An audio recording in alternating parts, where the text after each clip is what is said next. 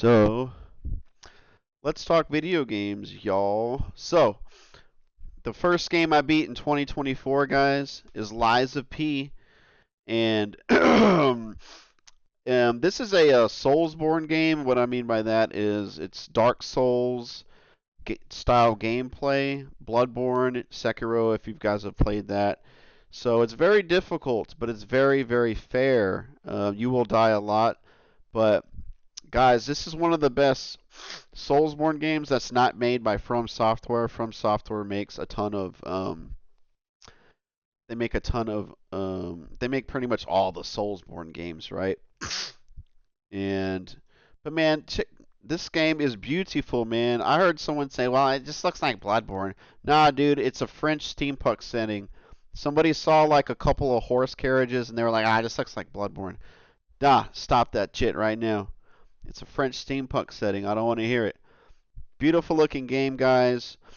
There's a really good story, and because Dark Souls games, guys, it's very cryptic with what's going on with the story. It's like lore dumps, NPCs just giving you like a little tip, little sentence here and there.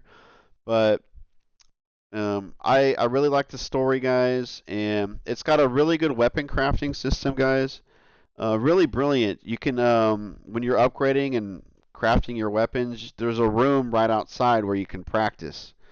You can switch your power moves in and out. Really good stuff, guys. Knives, swords, great swords, clubs, etc. And yeah, dude, I gave Lies of P a 9.5 out of 10. So that's the first game I beat in 2024. Second game I beat is Super Mario Brothers 3. I'm gonna keep this review really short, guys. This is brilliant level design. Um, the game had me smiling because the devs just put stuff in here and there to kind of trick you and make it a little challenging, and you know what they were doing every time you encounter like something special. So tons of secrets, man. I gave it a 10 out of 10. Loved it, loved it. Game number three, I beat the Cub. This is a kind of like it's really short, maybe like a 4-hour game, and it's like a post-apocalyptic setting. Pretty, it's real pretty looking. But if you guys like Donkey Kong Country, you like gameplay like that, there is a mine cart level on this one. And if you like Ori, uh, Rayman Legends, play the Cub, guys. It's support those indie devs. It also has like a leftist message, a little anti-capitalist message in there, and there's tons of homages to like Terminator 2, Ninja Turtles games, The Last of Us. Here's a little mini spoiler. There's a little giraffe you encounter out of the blue, like just like The Last of Us. So the Cub, guys, I give it 7.5 out of 10. Um, Game number four I beat, guys. This is Ship of Fools, developed by FICA Productions, I believe. So it's a co-op game. I think it's co-op only, and it is an excellent co-op game, guys. It's basically there's like 5 stages, right? Each one with the boss at the end, and you and your buddy. There's two turrets, I believe, or three. Like this is your ship, and you have to make it all the way to the end in one run. So you're gonna die like on the first level, then you're gonna get better. You're gonna upgrade your ship. You're gonna get to level 2, 3, and you're gonna die. And then you have to start all the way back, but you upgrade, and then you get better at the gameplay. You get better of like how to do melee attacks on time, shooting this and that, swapping stuff out, repairing the ship. So it's like tons of you got to work together, guys, but I had a blast. My friend and I beat it in the one sitting, and definitely a little frustrating cuz you get to the we got to the fifth boss maybe like 3 times and we had to start all the way over. But it's great stuff, guys. Ship of Fools. I gave it an 8 out of 10. Gaming is fun with friends, guys. Don't play solo games all the time. Switch it up. Game number 5, guys. Cannibal Abduction. So if you like Silent Hill, PS1, PS2 era games, it has like that PS1 horror aesthetic, guys. Like, look, Henry, I mean, it kind of looks like the guy from Silent Hill, right? And it's you're getting stalked throughout this like old house. Think of it like Texas Chainsaw Massacre. That's what it looks like. And it's only a couple hours long, guys, but masterful jump scares, guys. It's fucking scary for sure. So I gave it an 8 out of 10. A little bit of puzzles, just weaving your way in and out of these rooms, guys. So check out Cannibal Abduction. All right, Streets of Rage 4. This is my favorite game of all time because I beat it 3 times this year. The first time was on hard difficulty. This is probably like the 8th time I beat it. Played it with a friend, and guys, there's tons of different characters. There's so many move sets you can do. It's so much fun, guys. Um, the art style rocks. The enemy variety, they all have a little shtick you have to learn, and sometimes it'll be like 10 dudes on screen, and maybe like there's 4 different enemy types with each their own attack. So, and the music slaps too, y'all. So, Streets of Rage 4, game number 6. Game number 7, guys. It took me about 3 years to beat Dragon Quest 11. I beat it on Nintendo Switch. I got the it's kind of like the remastered version. It's like Echoes of the something age. I forget, but this game I love it because it's so easy to pick up and play. You can just a month goes by. Oh man, I kind of forgot the controls. No, it doesn't matter. So easy to play. You can pick it up anytime. Darn near any age group can play it, I would say. But it's got a really good story, really good characters. The world's pretty big, easy to explore. It's a little too easy, and I wanted a little bit more of a challenge, guys. But the towns are big too. I like that. You can every little corner, if you put in some effort, guys, there's a treasure chest waiting for you. So, oh, and of course, as far as RPGs, guys, this has one of the best, if not the best, weapon crafting system ever. You're like a blacksmith, guys. It's so engaging. I love it, man. So Dragon Quest 11, I gave 8 out of 10. Game number 8 was an indie game called Anglerfish. This is an indie horror game. It's kind of a side scroller, man. Really, it's really effed up. It's not too gory, but it's really strange. Like, look at your main character, dude. He's wearing like this mask, but it's like the message is like the rich eat the poor this time, but like no, the rich eat the poor, but this time it's for real. And that quote's from the movie Society from 1982, I think, or in the 80s some point. But yeah, that's kind of what's going on here. You're at some like strange dance hall where like the elites are, but like the elites are up to something, guys, and you have to explore this house catacomb type thing, and every time you die, guys, you start at the beginning. It's got a real neat little gameplay stick. So it's pretty short. I liked it. 7.5 out of 10. Streets of Rage 4, guys. Okay, so this is the ninth game. I beat it on Mania Plus. You beat it once, I think, on hard. You unlock Mania Plus. This is the hardest. This is my greatest gaming achievement, guys. Played it with the same friend again, and it took us 18 hours on the final level alone. Hundreds and hundreds of game overs and retries. Like, I can't stress enough how hard and how happy we were to do it. And we never gave up, y'all. Um, I have footage of it somewhere of us doing it, but again, guys, Streets of Rage 4, when I beat Mania Plus, I'm like, this is my most favorite game of all time. Um, or one of them. I should come back with that because Celeste is my favorite game of all time. But hey, this one might overtake it. I mean, I wake up and I think different things. So, all right, game number 10, Tomb Raider 1 remastered, y'all. So, I grew up with Tomb Raider, guys. I had tons of the PlayStation magazines with Lara Croft on the cover. I knew her favorite food, which is beans on toast, and had to get some looks at her in them swimsuits in the magazines. You know what I'm saying? But beat it in '96, and they finally came out with the remaster. They did it. They remastered 1, 2, and 3, and you know the combat is so outdated, guys, but it's still fun.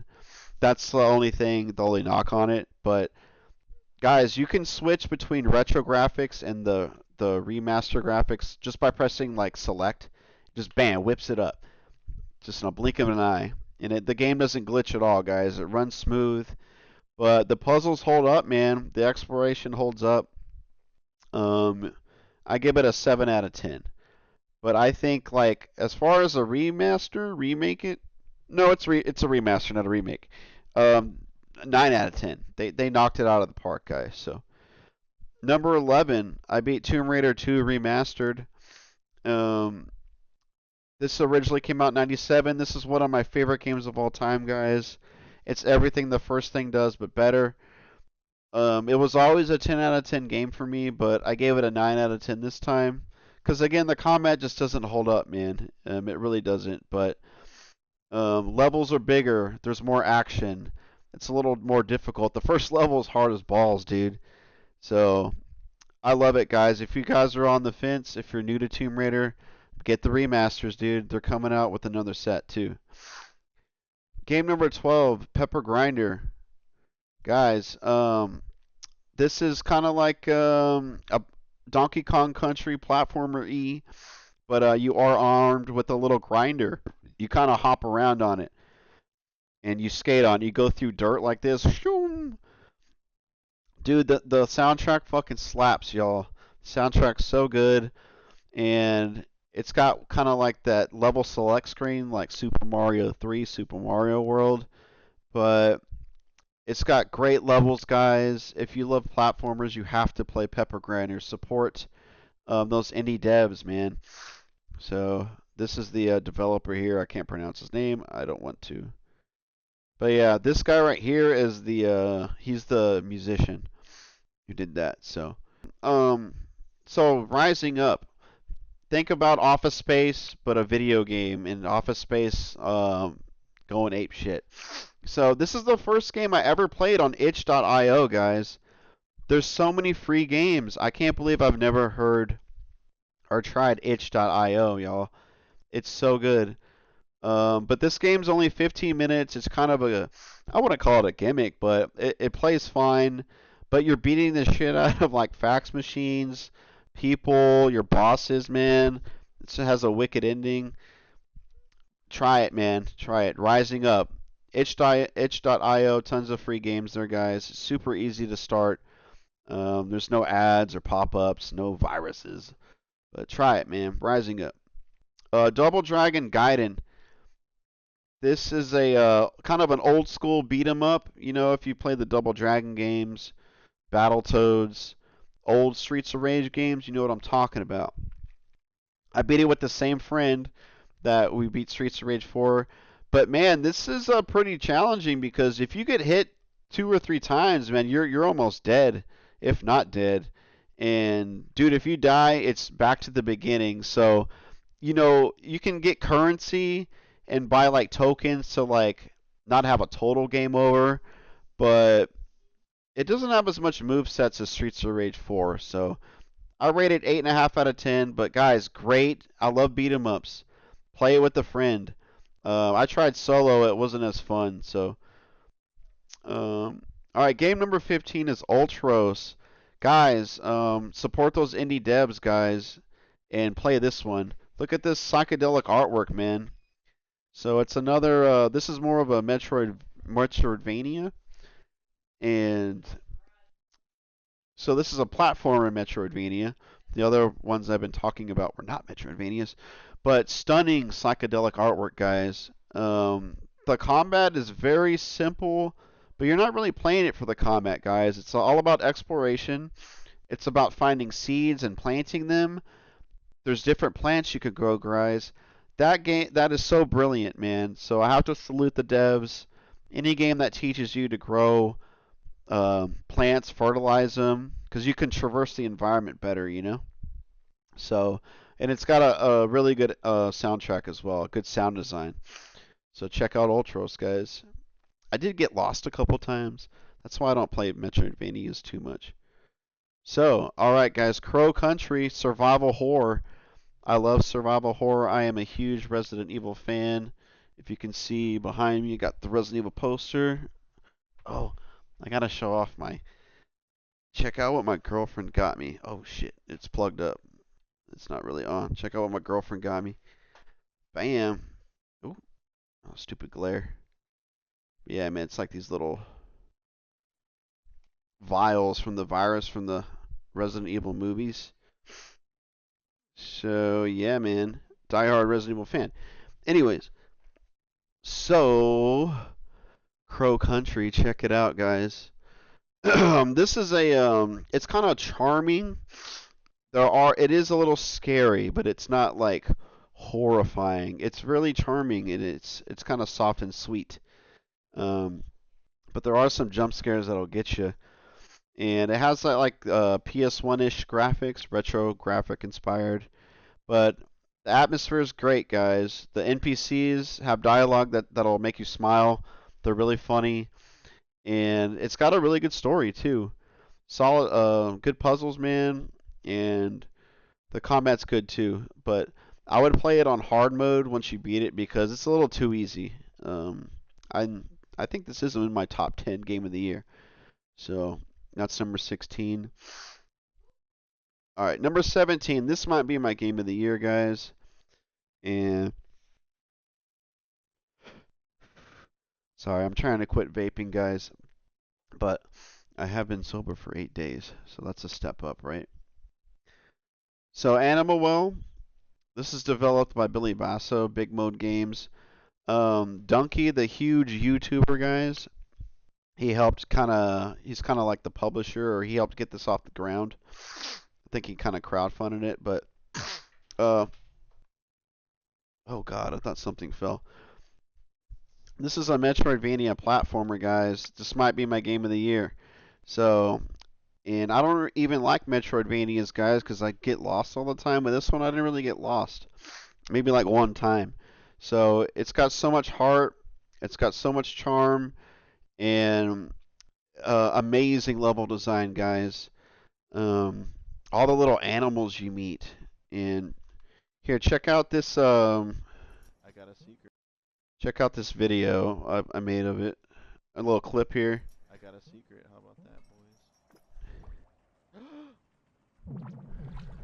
Oh, did you see that shit? Oh, secret or something. Oh my god. I got a sweet egg. But yeah, man, look at those graphics though, man. Really simplistic. It sounds really sweet. It's really mysterious, but we'll talk about what my game of the year is later. But Animal Will, game number 17. Game number 18, Still Wakes the Deep, developed by Chinese Room. So think of this like as an interactive movie.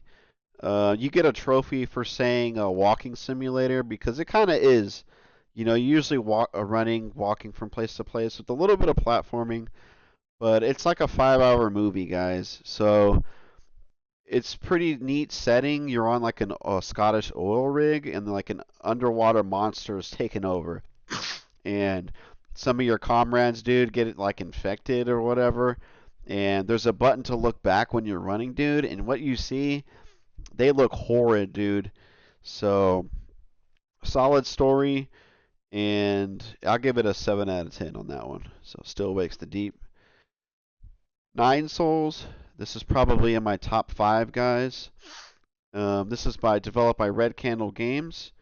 They made Detention. It's a great indie horror, guys. But if you guys like Metroidvanias, platformers, and Sekiro, it has Pari. It has a Pari mechanic, so it's kind of like hack and slashing. Like here, let me show you this clip real quick. You'll see what I'm talking about. Let me rewind it. Pari, Pari, Pari. So you got a Pari. And that was kind of like a special block right there. The red attacks, you can't. Oh, that little bastard was shooting me. And look at my health, dude. I died. I fucking died. Because you can heal, but like it takes a second to heal, so I didn't heal in time. And dude, it has like this Chinese fantasy cyberpunk world. Um, Creepy enemies, tough bosses, guys. You're gonna die a lot at the bosses, but it's okay because the checkpoints are pretty easy. You start right back up, right in front of the boss. So, but yeah, 8.5 out of 10 on that one. Little Kitty, Big City. So this one was a slight disappointment, guys. I think the devs did a pretty good job. Um, it's an easy game to pick up and play. Any age can play it. It's like rated G, you know. But hey, man, you're playing as a cat. If you guys like that Goose game, that Untitled Goose game, you're a cat just kind of being a menace, traversing this. I think it's like a city in Japan, but it controls good. Um, you can interact with like things and smack them down like a cat would. You can kind of climb up vines to get up to higher ground.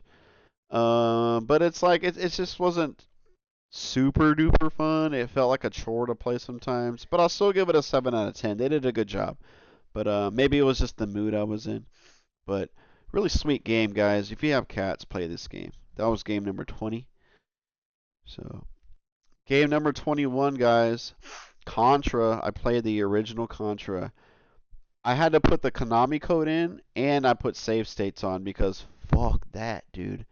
No freaking way I was gonna play this in one run, guys. I'm not that kind of a hardcore gamer, but hey, I had fun. I like how it goes to like 3D, like a pseudo 3D, like you're walking forward. Really cool stuff for 1987, guys. I can't rate old games, but I liked it. So, all right, game number 22 is Conscript, guys. It's developed by one guy, Jordan Moshi. So, guys, this is in my top three game of the year, and it might be my number one. It Animal Well might be one, but here I'll show you what it's about. It's got like retro graphics. It's World War One setting, survival horror type of gameplay. And when I mean survival horror gameplay, I mean limited inventory. You can only carry so much ammo, weapons with you, healing items. Like you are limited. You are kind of struggling at all times, and you gotta look at the map a lot to see which doors are unlocked.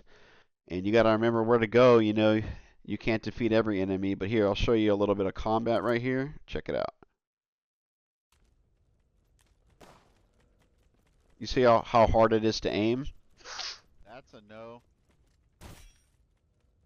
So you can roll, Hell no. You can roll a little bit. Crazy how many there were.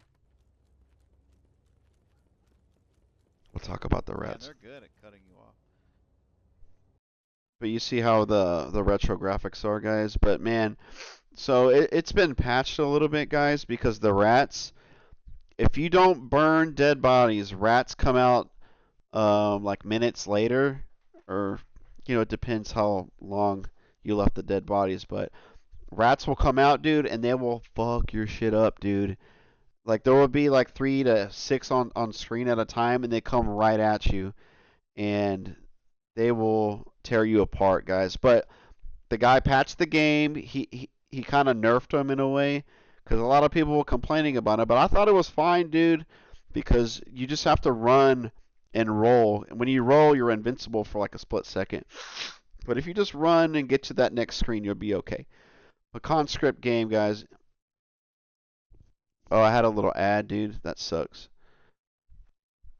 Um, but yeah, dude, it's not the scariest game, but it is a horror game. The atmosphere is good. Just dread, It's World War One in the trenches, guys. But Conscript, you guys like Resident Evil, gotta try Conscript. It's got that survival horror gameplay vibes. So I would give this one a 9.5 out of 10. So Metal Gear Rising, guys, game number 23, developed by Platinum Games. They made Nier Automata, Bayonetta series, so they know what's up. Let me show you this cutscene here. This is how over the top ridiculous this game is. Here, let me show you.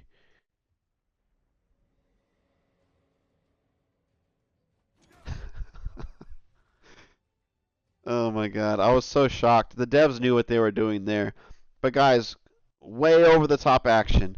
You're on with a sword, dude, hacking and slashing your way, just tearing people apart, dude.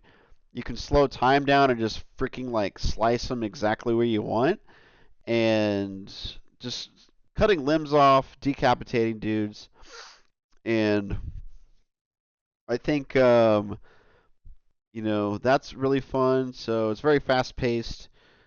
The Senator Armstrong villain, guys, one of my favorite villains. Um, I gave this a 7 out of 10, so I'm not ecstatic about it, but it's good. I love the villain, guys. He's like this nerdy, buff, white guy, dude. It's so funny, dude. So, Metal Gear Rising, guys. Game number 23. Game number 24, dude. The original Outrun. I don't really have footage, but you guys have seen this in the arcade.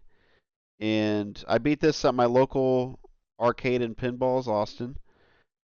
Dude, this was fun, dude. I had to use not a ton of money, but I mean, I had a bunch of like game overs. I must have had like 15 or so. But getting to the end, man, it's challenging because you got to know when to hit the gas. Patrick's, you play Outrun and Yakuza? Hell yeah, dude. It's addicting, man. Yu Suzuki, creator of Shenmue, one of his first games, man. So I really had a good time. That was game number 24. Game number 25, guys. Resident Evil 3 Nemesis. I haven't played the original since, since like 99, maybe the year 2000. And I love the series so much. I'm like, why haven't I replayed this? And like, I booted it up on hard mode and I quit and I waited a couple months and I put it on easy because I'm like, this is too hard, dude. I couldn't get past the police station. So, because let me show you how much of a menace. I'm going to show you a gaming clip. Watch. Uh, I'm so pissed. Dog, suck my dick.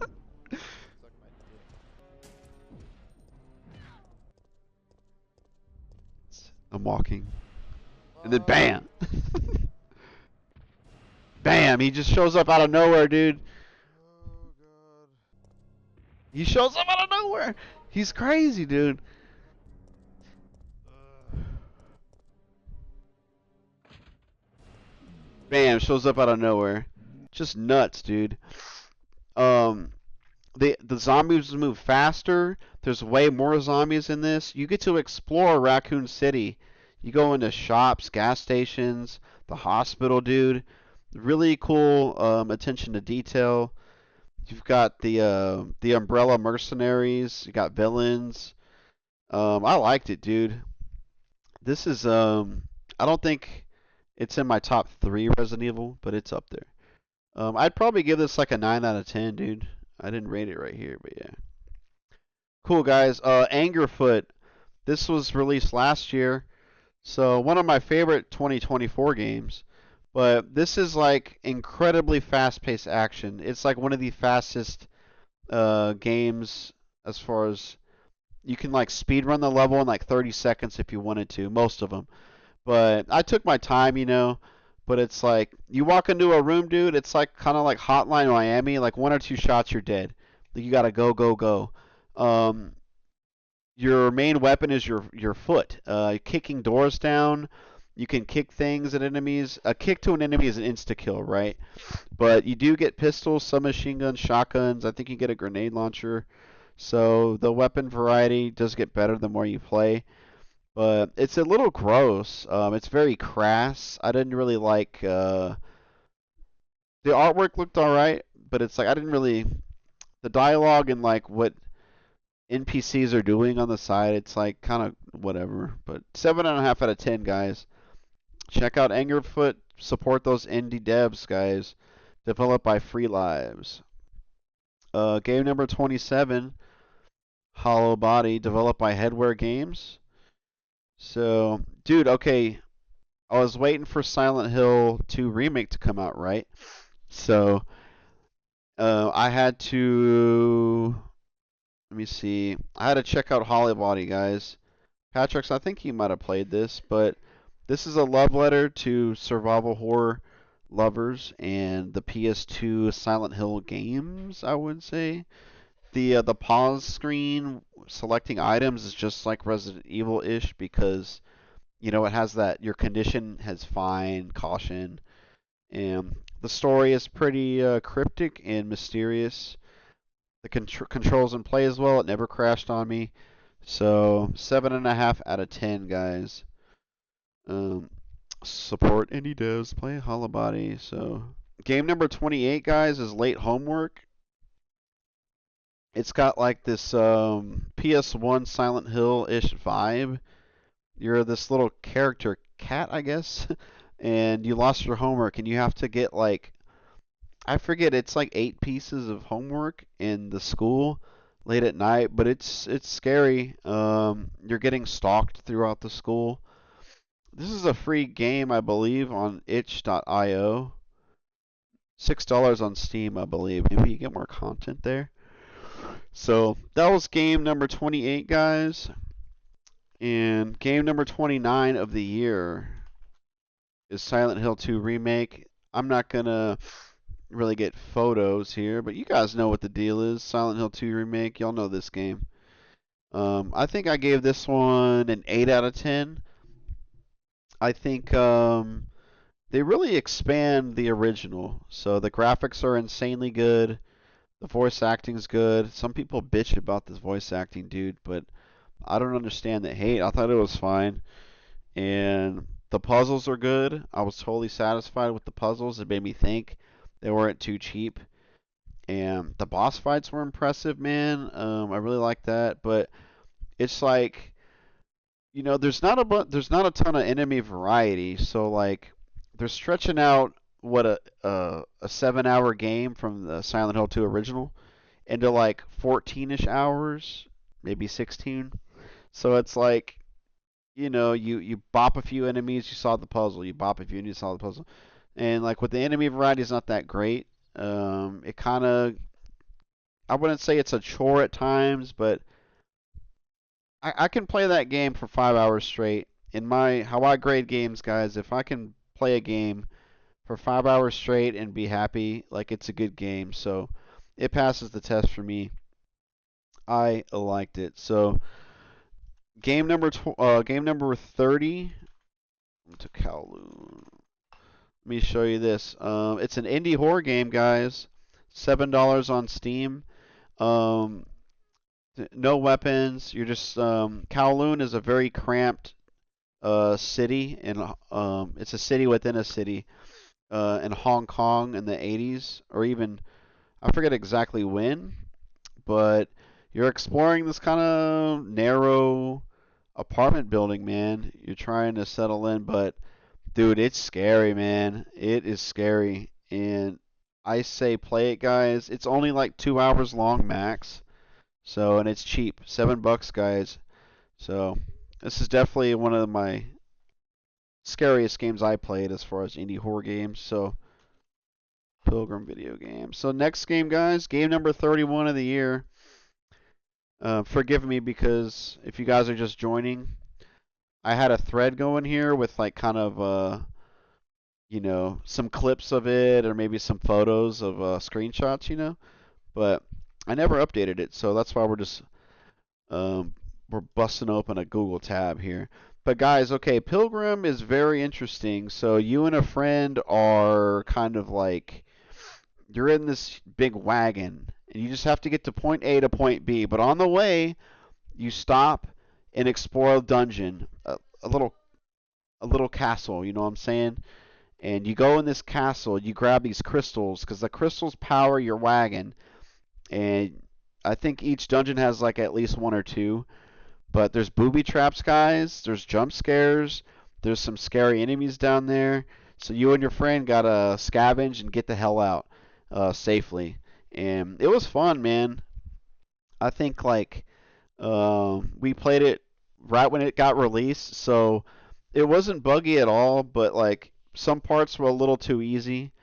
It was never too hard, but some parts were a little too easy. And we kind of raced to the end at the end. But they patched a bunch of stuff up, guys. tons of stuff up. So that was game number 31 of the year. Game number 31 of the year. So what is game number 32? Siphon Filter, dude. Holy crap, Siphon Filter. So I grew up with this game, guys. I played 1 and 2. I loved them as a kid. And on the PlayStation Network store, you can play them. I think they're on the classics now. You might need a subscription for that, so don't quote me. You'll have to check it out. But hey, man, I really feel like for 1999, early January, January 99, you had Metal Gear Solid come out, Tomb Raider, but like this was like its own. Oh, you can buy this game. Okay, gotcha. I forget how it was. Hey, cat, come on. Cat's destroying cables again. But like this game kind of had its own niche, dude. The platforming was different. The aiming was different from other games that time. Um, it has its own little voice acting, although it wasn't that great. And the bosses each kind of had their own little way of dealing with them. Sometimes they're a little too easy. But dude, stop it! Get out of here! You're destroying cables, cat. I don't like when you do that. God damn it, cat. Um, but yeah, dude, the first one holds up. So I say play it. I'm gonna play the second one on stream here soon, guys. So definitely play Siphon Filter. Oh man, I opened the wrong tab. Why did I do that? So, so the next game I beat, guys, was Final Fantasy 12. Let's get some screenshots out here. Zodiac Age. Guys, the older I get, the less RPGs I play. But I'm a diehard Final Fantasy fan. I'm like, why haven't I not beaten this game before, guys? So, I stuck with it, guys. 75 hours. And I think you can beat it in like 50 or shorter, but I was taking my time. I was picking it up, playing it for a couple hours, talking to the NPCs, exploring the towns. So I was playing it really slow. So you can beat it way faster than what I did. But it's got a really unique fighting system, gambit system. Although I didn't use gambits too much. Um, it was pretty hard, dude. I would get wiped out on regular encounters. For some reason, the boss fights weren't too bad. Um, but I really liked Final Fantasy 12, the Zodiac Age. I don't know, it might be in my top 10 Final Fantasy games, like probably towards the 8 or 9 spots. But yeah, really liked it, man. So, it's got like a Star Wars type of story, a lot of different characters, although I wouldn't say that the most memorable because there's so many of them. Your party is kind of big. So, oh yeah, and the level up system was cool too. So, all right, game number 34 of the year, guys, is Befriended Curse. This is an indie horror game, y'all. Super scary. Definitely one of the scariest games I played all year, guys. You're kind of in this kind of a big house out in the woods, solving mini puzzles, but like doors would shut on you, doors would lock on you, lights would go out. You'd have to light candles. You'd have to step outside, guys, and you'd have to walk kind of in the forest. And it's got a simple story, but dude, yes, you guys gotta try this. $5 on Steam, y'all. Um, support those indie devs. Yellow Basement Games did this. Check out Befriended Curse, y'all. I don't want to give away too much. So, game number 35. I beat Streets of Rage 4 for the third time, y'all. As I discussed earlier, I beat Streets of Rage 4 on Mania Plus difficulty. Quite possibly my greatest gaming achievement ever. But, yeah, man. And then, oh, okay. Let's talk game number 36. Game number 36 is Clock Tower 3. Patrick, I think you saw me playing this on stream. But this is a PS2 game from the year 2002, late 2002. Guys, the director, it was directed by a big time Japanese director, dude. Kenji Fukasaku. He did Battle Royale, dude. That's one of the most popular Japanese films ever, especially with like young adults, teenagers. Because that's one of the first Japanese films I ever watched. But he worked on this game, man. So I'd probably rate it a 7, 7.5 out of 10, guys. I wasn't in love with it, but for my first Clock Tower game, I really enjoyed it. You know, you get going into panic mode was really, I was panicking, running away, getting stalked and stuff. So yeah, dude, I say play it. I didn't want to play Clock Tower 1. Point and click games are just not that great. So, but yeah, dude, it's a survival horror game, dude. Survival horror gang, what's good? I love survival horror games. So, final game, guys, that I want to talk about. Chain Together. Chain Together, guys. This is one of the best gaming experience I had last year. It's only $5, guys. One of the best co-op experiences of the year. One of the best co-op games of the year. And dude, it's the hardest I laughed in the game.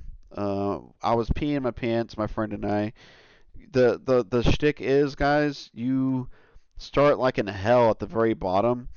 It's not a scary game, but you have to work your way up, guys. It's a platforming, and if you fall all the way down, and you have to start over. But you can turn it. We turned on like checkpoints, so if you fell all the way down, you kind of just start back where you were. You just hit a button and bam, it'll respawn you instantly. That's the way to play, guys. Don't play it on normal or hard mode. Do not, because it's like a. It took us like 5 hours, man. And imagine falling from the top when you get all the way up there, man. So chain together, guys. That was game number 37, and I think that about wraps it up, y'all. So